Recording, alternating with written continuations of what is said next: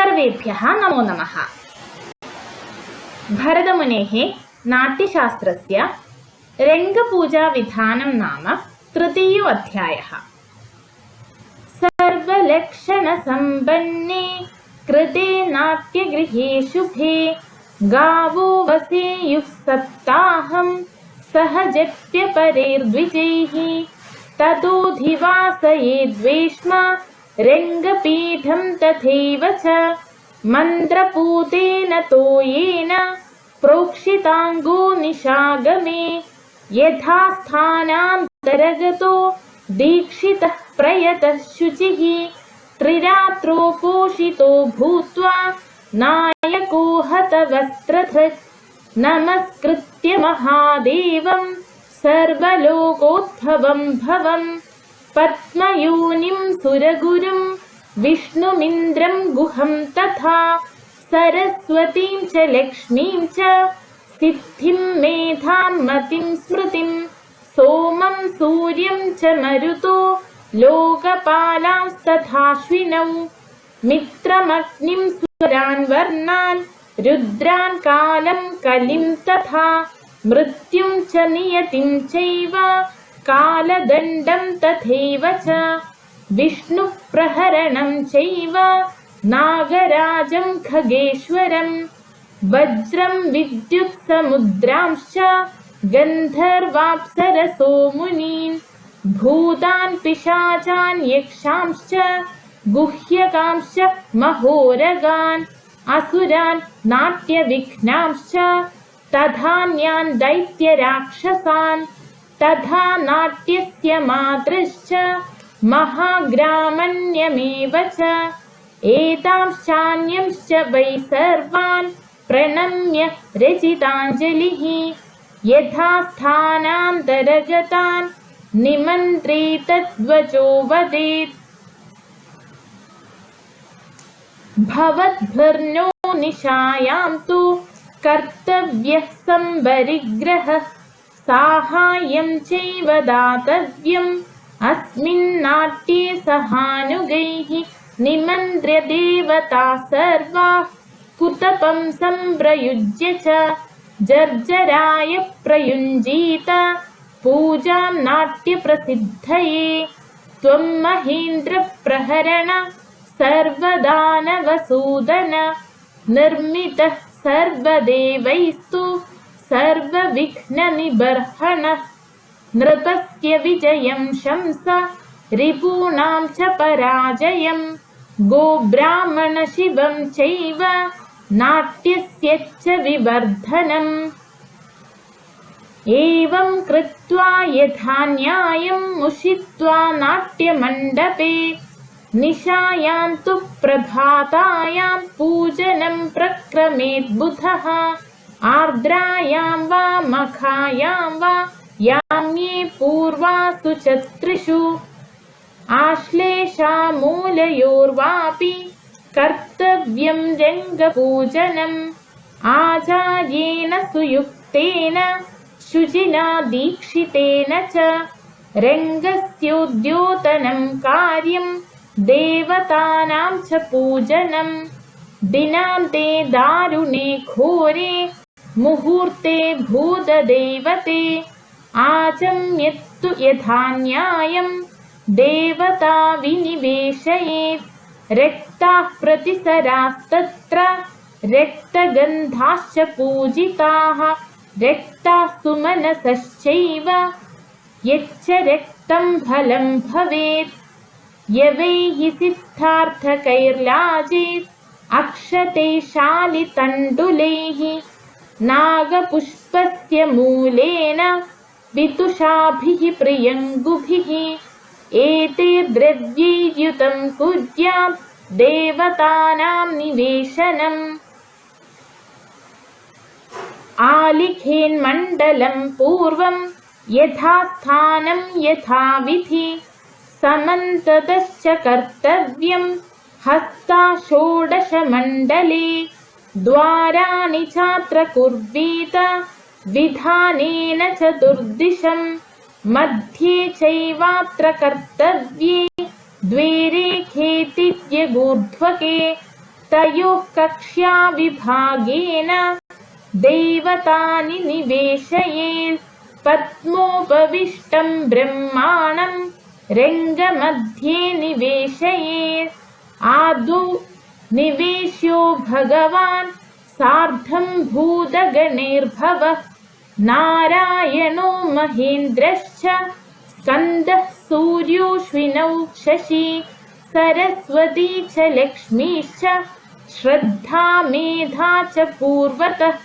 पूर्वदक्षिणतो वह्निर्निवेश्य स्वाहया सह विश्वे देवास गन्धर्वा रुद्रासर्षिगणास्तथा दक्षिणेन निवेश्यस्तु यमः प्रेतगणैः सह पितॄन् पिशाचानुरगान् गुह्यकांश्च निवेशयेत् नैऋत्यां राक्षसांश्चैव भूतानि च निवेशयेत् पश्चिमायां समुद्रांश्च वरुणं चाम्भसां पतिं वायव्यां वै दिशि तथा सप्तवायून् निवेशयेत् तत्रैव विनिवेश्यस्तु गरुडः पक्षिभिः सह उत्तरस्यां दिशि तथा धनदं सन्निवेशयेत् नाट्यस्य मातृश्च तथा यक्षानथ सहानुगान् तथैवोत्तरपूर्वायां नन्द्याद्यांश्च गणेश्वरान् ब्रह्मर्षिभूतसङ्घांश्च यथा भागं निवेशयेत् पूर्वे सनल्कुमारं तु दक्षिणे दक्षमेव च ग्रामण्यमुत्तरे स्तम्भे पूजार्थं सन्निवेशयेत् अनेनैव विधानेन यथास्थानं यथाविधि सुप्रसन्नानि सर्वाणि दैवतानि निवेशयेत् स्थाने स्थाने यथा न्यायं विनिवेश्य तु देवताः प्रकुर्वीत ततस्तासां पूजनं तु यथार्हतः देवताभ्यस्तु दातव्यं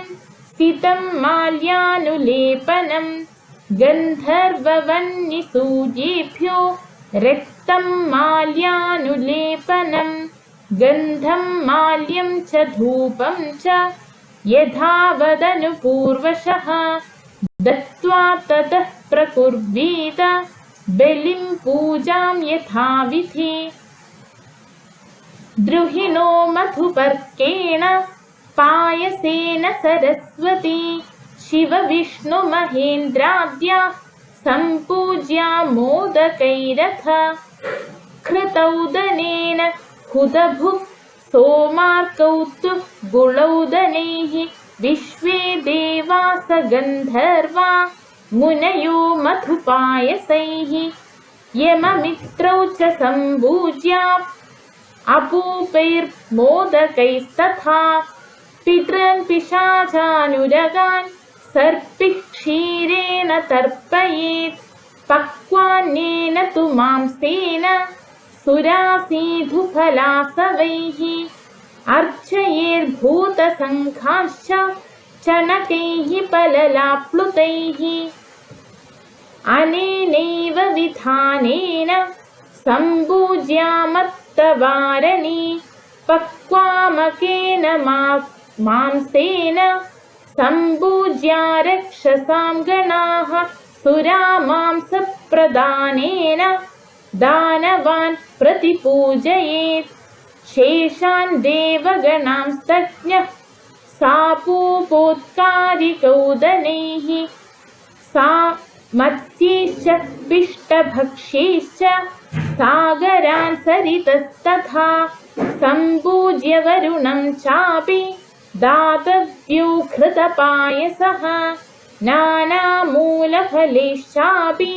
मुनीन् सम्प्रति पूजयेत् वायुंश्च पक्षिणश्चैव विचित्रैर्भक्ष्यभोजनैः मातृर्नाट्यस्य सर्वास्ता धनदं च सहानुगैः अपूपैर्लेपिकामिश्रैर् भक्ष्यभोजी प्रयत्नतः एवमेषां बलिः कार्यो नानाभोजनसंश्रयः पुनर्मन्त्रविधानं च बलिकर्मणि वक्ष्यते। देवदेव महाभाग पद्मयोने पितामह मन्त्रपूतमिमं देव प्रतिगृह्णीष्व मे बलिम्। देवदेव महादेव गणेश त्रिपुरान्तक प्रगृह्यतां बलिर्देव मन्त्रसंस्कारसंस्कृतः। नारायण हरे विष्णु पद्मनाभसुरोत्तम प्रगृह्यतां बलिर्देव मन्त्रपूतो मया कृतः। पुरन्दरामरपते वज्रपाणे शतक्रतो प्रगृह्यतां बलिर्देव विधिमन्त्रपुरस्कृतः। देवसेनापते स्कन्द भगवन् शङ्करप्रिय बलिः प्रीतेन मनसा षण्मुख प्रतिगृह्यताम्। देवि देवि महाभागे सरस्वति हरिप्रिये प्रगृह्यतां बलिमातर्मया भक्त्या समर्पितः। सर्वभूतानुभावञ्च लोकजीवन मारुता प्रगृह्यतां बलिर्देव मन्त्रपूर्वं मयोद्यतः। नानानिमित्तसम्भूता पौलस्त्या सर्व एव तु राक्षसेन्द्रा महासत्त्वा प्रतिगृह्णन्त्विमं बलिम्। लक्ष्मीः सिद्धिर्मतिर्मेधा सर्वलोकनमस्कृताः मन्त्रपूतमिमं देव्यः प्रतिगृह्णन्तु मे बलिम्। देववक्त्रसुरश्रेष्ठ धूमकेतो हुताशन भक्त्या समुद्यतो देव बलिः सम्प्रतिगृह्यताम्। सर्वग्रहाणां प्रवर तेजो राशि दिवाकर भक्त्या मयोद्यतो देव बलिः सम्प्रतिगृह्यताम्। सर्वग्रहपते सोम द्विजराज जगत्प्रिय प्रगृह्यतामेष बलिर्मन्त्रपूतो मयोद्यतः। महागणेश्वरा सर्वे नन्दीश्वर पुरोगमाः प्रगृह्यतामेष बलिर्मया भक्त्या प्रचोदिताः। नमः पितृभ्यः सर्वेभ्यः प्रतिगृह्णन्त्विमं बलिम्। भूतेभ्यश्च नमो नित्यं तेषामेष बलिप्रियः। कामपाल नमो नित्यं यस्यायं ते बलिः कृतः। नारदस्तुम्बुरुश्चैव विश्वावसु पुरोगमाः परिगृह्णन्तु मे सर्वे गन्धर्वा बलिमुत्तमम्। यमो मित्रश्च भगवानीश्वरौ लोकपूजितौ इमं मे प्रतिगृह्णीतां बलिं मन्त्रपुरस्कृतम्। रसातलगतेभ्यश्च पन्नगेभ्यो नमो नमः। दिशन्तु सिद्धिं नाट्यस्य पूजिताः पापनाशनाः। सर्वाम्भसां पतिर्देवो वरुणोऽहं सवाहनः। पूजितः प्रीतिमानस्तु ससमुद्र नदीनदः। वैनतेय महासत्त्व सर्वपक्षिपते विभो प्रगृह्यतां बलिर्देव मन्त्रपूतो मयोद्यतः। धनाध्यक्षो यक्षपतिर्लोकपालो धनेश्वरः स गुह्यकः स यक्षश्च प्रतिगृह्णातु मे बलिम्।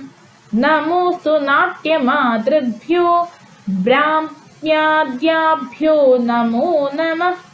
सुमुखीभिः प्रसन्नाभिर्बलिः स प्रतिगृह्यताम्। रुद्रप्रहरणं सर्वं प्रतिगृह्णातु मे बलिम्। विष्णुप्रहरणं चैव विष्णुभक्त्यामयोद्यतं तथा कृतान्तः कालश्च सर्वप्राणिवधेश्वरः मृत्युश्च नियतिश्चैव प्रतिगृह्णन्तु मे बलिम् यश्चास्यां मत्तवारण्यां संश्रुता वास्तु देवताः मन्त्रपूतमिमं सम्यक् प्रतिगृह्णन्तु मे बलिम् अन्ये ये देवगन्धर्वा दिशो दश समाश्रिताः दिव्यान्तरीक्षभौमाश्च तेभ्यश्चायं बलिः कृतः कुम्भं सलिलसम्पूर्णं पर्णमाला पुरस्कृतं स्थापयेद्रङ्गमध्ये तु सुवर्णं चात्र दापयेत् पूजयित्वा तु सर्वाणि देवतानि यथाक्रमं जर्जरस्त्वभिसम्पूज्य त्वेष वै विघ्नजर्जरः श्वेतं शिरसि वस्त्रं स्यात् नीलं रौद्रे च पर्वणि विष्णुपर्वणि वै पीतं रक्तं स्कन्दस्य पर्वणि मूलपर्वणि चित्रं तु देयं वस्त्रं हितार्थिना सदृशं च प्रदातव्यं धूपमाल्यानुलेपनम् आतोद्यानि तु सर्वाणि वासोभिरवगुण्ठयेत् गन्धैर्माल्यैश्च धूपैश्च भक्ष्यभोज्यैश्च पूजयेत् सर्वमेवं विधिं कृत्वा गन्धमाल्यानुलेपनैः विघ्नजर्जरणार्थं तु जर्जरं त्वभिमन्त्रयेत् अत्र विघ्नविनाशार्थं पितामहमुखैः सुरैः निर्मितस्त्वं महावीर्यो वज्रसारो महातनुः शिरस्ते रक्षतु ब्रह्मा सर्वैर्देवगणैः सह द्वितीयं तु हरः पातु तृतीयं तु जनार्दनः चतुर्थं च कुमारश्च पञ्चमं पन्नगोत्तमाः नित्यं सर्वेऽपि पान्तु त्वां पुनस्त्वं च शिवो भव नक्षत्रेऽभिजिति श्रेष्ठे जातस्त्वमरिसूदनः जयं चाभ्युदयं चैव पार्थिवस्य समावह जर्जरं पूजयित्वा च बलिं सर्वं निवेद्य च अग्नौ होमं ततः कुर्यान् मन्त्राहूतिपुरस्कृतम् हुत्वा स एव दीप्ताभिर्उल्काभिः परिमार्जनं नृपतेर्नर्तकीनां च कुर्याद्दीप्त्यभिवर्धनम् अभिद्योत्य सहातोद्यैर्नृपतिं नर्तकीस्तथा मन्त्रपूतेन तोयेन पुनरभ्युक्ष्यतान् वदेत् महाकुले प्रसूतास्थः गुणौघैश्चाप्यलङ्कृताः यथा जन्मगुणोपेतं तद्वो भवतु नित्यशः एवमुक्त्वा ततो वाक्यं नृपतेर्भूतये बुधः नाट्ययोगप्रसिद्ध्यर्थम् आशिषः सम्प्रयोजयेत् सरस्वती धृतिर्मेधा ह्रीश्रीलक्ष्मीस्मृतिर्मतिः पान्तु गोमातरः सर्वाः सिद्धिदाश्च भवन्तु वः होमं कृत्वा यथा न्यायं हविर्मन्त्रपुरस्कृतं भिन्द्यात् कुम्भं ततश्चैव नाट्याचार्यः प्रयत्नतः अभिन्नेतु भवेर्कुम्भे स्वामिनः शत्रुतो भयं भिन्नेतु जायते राज्ञः सर्वशत्रुपरिक्षयः भिन्ने कुम्भे ततश्चैव नाट्याचार्यः प्रयत्नतः प्रगृह्य दीपिकां दीप्तां सर्वं रङ्गं प्रदीपयेत् श्वेलितैः स्फोटितैश्चैव वल्कितैश्च प्रधावितैः रङ्गमध्ये तु तां दीप्तां सशब्दां सम्प्रयोजयेत्। शङ्खुदुन्दुभिर्घोषैर्मृदङ्गपणवैस्तथा सर्वातोद्यैः प्रणदितैरङ्गयुद्धानि कारयेत्। तत्र छिन्नं च भिन्नं च दारितं च सशोणितं क्षतं प्रदीप्तमायस्तं निमित्तं सिद्धिलक्षणं। सम्यगिष्टस्तु रङ्गो वै स्वामिनः शुभमावहेत्। पुनः स बालवृद्धस्य तथा जनपदस्य च। दुरिष्टस्तु तथा रङ्गो दैवतैर्दुरधिष्ठितः नाट्यविध्वंसनं कुर्यान् नृपस्य च तथा शुभं। यस्त्वेवं विधिमुत्सृज्य यथेष्टं सम्प्रयोजयेत् प्राप्नोत्यपचयं शीघ्रं तिर्यग्योनिं च गच्छति।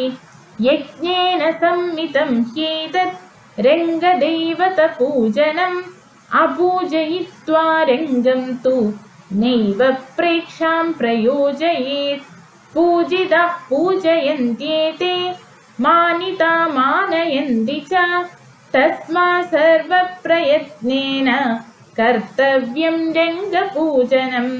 न तथा शुद्धहत्यग्निः प्रभञ्जनसमीरितः यथा ह्यपप्रयोगस्तु प्रयुक्तो दहति क्षणात्।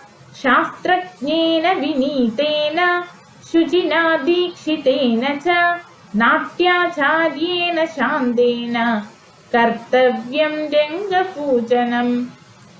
स्थानभ्रष्टं तु यो दद्यात् बलिमुद्विग्नमानसः मन्त्रहीनो यथा होता प्रायश्चित्ते भवेत्तु सः। एवमेष विधिर्भ्रष्टो रङ्गदैवतपूजने न वे नाट्यगृहे कार्यः प्रेक्षायां च प्रयोक्तृभिः। इति भरतमुनेः नाट्यशास्त्रे रङ्गपूजाविधानं नाम तृतीयो अध्यायः समाप्तः। धन्यवादः।